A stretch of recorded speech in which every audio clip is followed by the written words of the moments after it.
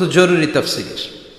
এই সূরাটির নাম হচ্ছে সূরাতুল ইখলাস, কিন্তু শুধু সূরাতুল ইখলাসই এই সূরার নাম নয়। এই সূরার আরো চমৎকার কিছু সুন্দর সুন্দর নাম আছে। এই সূরার একটা নাম হচ্ছে সূরাতুত তাওহীদ। কি নাম? চিল্লায় বলেন কি নাম? তাওহীদেরই মুর্শিদ আমার মুহাম্মাদের নাম বলো, মুহাম্মাদের নাম। আল্লাহর নাম জপলে বুঝতে পারি আল্লাহরই কালাম, বলো মুহাম্মাদের নাম। পড়েন সবাই।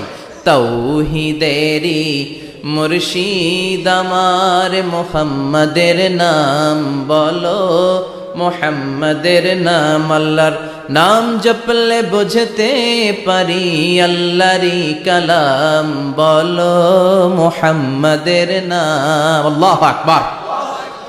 তার মানে এই সূরার একটা নাম হচ্ছে তাওহীদ। তাওহীদ মানে একত্ববাদ, ওয়াননেস অফ দ্য ক্রিয়েটর। স্রষ্টা যে একজন, এই ব্যাপারে আমাদের কোনো সন্দেহ আছে? কথা বলেন। আমাদের রব কয়জন? স্রষ্টা কয়জন? এজন্য সূরার নাম হচ্ছে সূরাতুত তাওহীদ। একত্ববাদের ধারণা, আল্লাহ যে একজন।